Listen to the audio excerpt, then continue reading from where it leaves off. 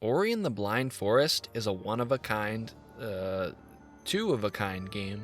A rare instance of a soundtrack, visuals, storytelling, and gameplay coming together to form a game that's nearly impeccable. There are people that don't consider games to be a form of art. These people have clearly never played Ori. This game will take you on an emotional roller coaster. As you watch the intro, I wouldn't blame you if you thought you were watching a Disney movie. During a storm, a newborn guardian spirit named Ori is separated from the spirit tree and found by a creature named Naru. Naru raises Ori as if it were her own child, and the two become inseparable.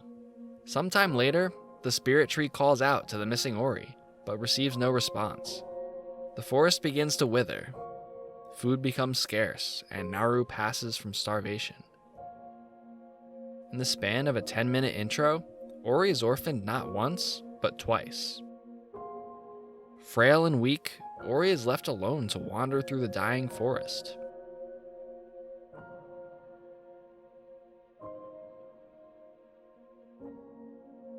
But Ori and the Blind Forest isn't a story about death and decay.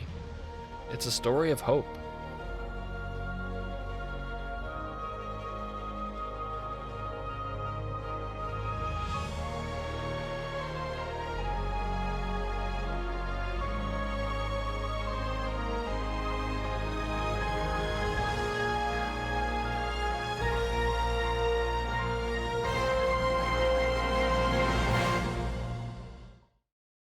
You just have to applaud Gareth Coker for his phenomenal job on the game's soundtrack. The music really does sell everything else in Ori. It hits all the emotional highs and lows that make this game such a roller coaster of feelings. It has plenty of forlorn and melancholy tracks, but it's also filled with hopeful, triumphant, and heroic music for when Ori overcomes formidable danger. Every key moment in this game is accompanied by just the right music. It's one of the biggest reasons why this game feels like such a cinematic experience. My favorite had to be when you're escaping from the flooding Ginso tree. The upbeat music, the constant threat of death, and the level design requiring you to master your new bash ability all culminate in a sequence that was so fun, I didn't even mind that I died 10,000 times. In terms of visuals, Ori is one of the best looking Metroidvanias out there. Everything has this hand-draw feel. Even the map is hand-drawn. As you'd expect from a Metroidvania, the game takes place in a large, interconnected world. What's unique about Ori is that every single background you see is uniquely drawn for that area. So every asset you see, every tree, shrub, or rock will only appear once. There's no asset reuse. It seems like an enormous effort, but the payoff is worth it, especially for a Metroidvania. This genre is all about remembering key areas to come back to once you've found new upgrades, and with Ori's distinct visuals, it's never been easier. But I've talked about presentation enough. A lot of games look nice and a lot of games sound nice. How does it play? Some Metroidvanias like to save their best upgrades for last. In Super Metroid, the space jump lets you leap practically infinitely, and it's one of the last upgrades you find. In Environmental Station Alpha, you might not even find the X booster until you're working on the post-game. Ori and the Blind Forest is not afraid to give you some of your best movement abilities right up front.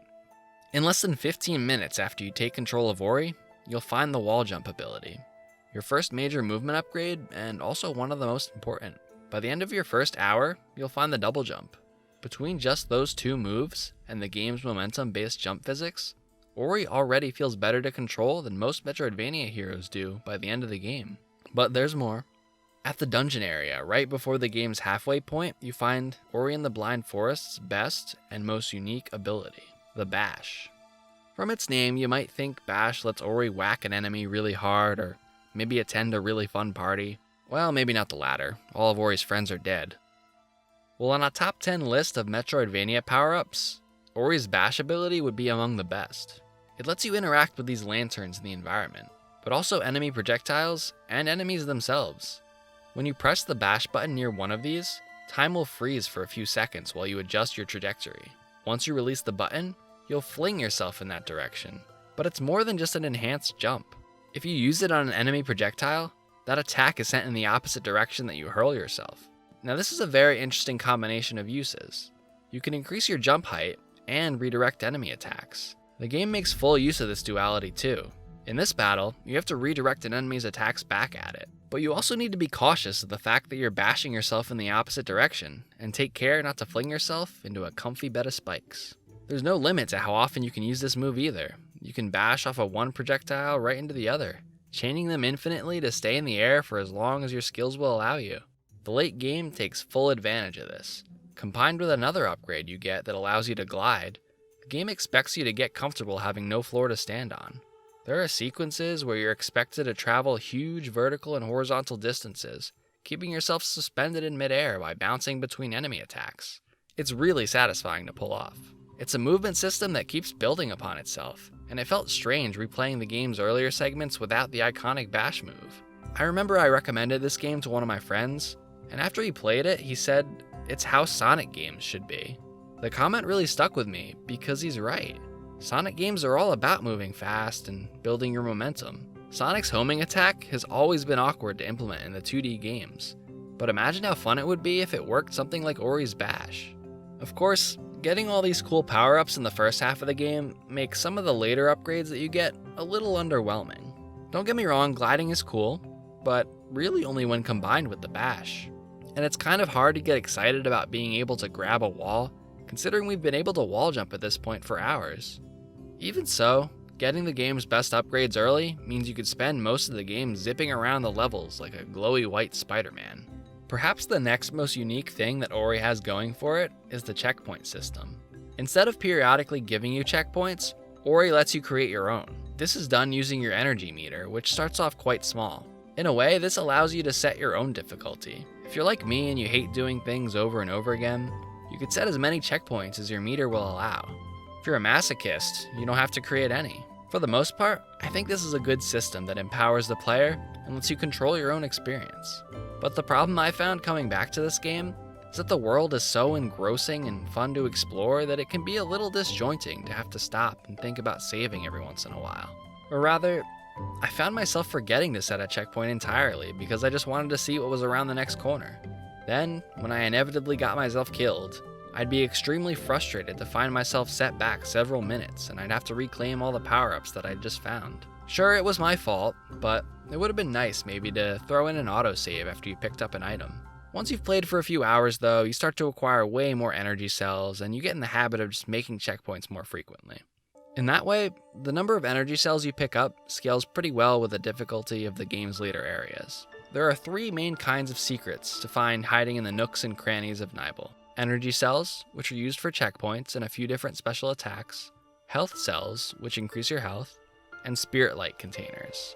These are by far the most prevalent, and they act kind of like experience points. If you find enough of them, you gain an ability point. Spirit light containers come in all sorts of denominations, from tiny amounts to ones that give you a full ability point. There's a skill tree with various upgrades that allow you to spend these ability points however you choose. There are 3 main branches. The red branch increases your combat ability, things like attack power and number of enemies you can hit at once. Your base attack is pretty puny, so I usually prioritize this one. The blue branch is interesting because it has a few upgrades that improve your movement, like giving you a triple jump or letting you air dash. It also has one that lets you swim underwater and take less damage, making the game much easier. Now the purple branch is all about convenience and efficiency, making certain pickups worth more. The best part about this branch is the last few abilities, which show you the upgrades you've missed on the map. I love Metroidvanias that do this. Oftentimes these games have secrets that are hidden so well, there's no way I'm going to sit down with a guide and try to find everything. By at least offering me a way to find everything at the very end, it's much more likely that I'll go to the effort to explore every nook and go for that 100%. The only real problem with the skill tree is that you might fill it up before you find every ability point and spirit container. Once you're maxed out, there's really no reason to find them anymore, even though you need them for 100%. I do prefer this to the alternative though, which would mean missing out on some branches of the tree due to there not being enough spirit containers. The end of each branch contains abilities that are just so darn useful. These little nitpicks I have with the game are few and far between. Before the definitive version, there were some points of no return that made sense story-wise, but made it impossible to 100% the game if you missed something. The devs must have heard the complaints loud and clear, because this was fully fixed in the definitive edition, in addition to adding some new areas and upgrades. The only other place this game is lacking a bit is in enemy diversity. There are maybe a handful of different enemy types, and the combat itself isn't very fleshed out. But you might not even notice because everything plays so smoothly, and you're probably too busy zipping around with your bash move anyway. Fighting enemies, come on. And if you did notice, don't worry. Ori 2 has definitely got you covered. Ori and the Blind Forest is a traditional Metroidvania experience with some of the most fluid movement in the genre, packaged with the audio and visual presentation of a Disney movie. Its charming atmosphere and fair difficulty make it a perfect entry for newcomers to the genre. But its fresh ideas, tight controls, and incredible bash ability make it a must-play for anyone who loves a good platformer.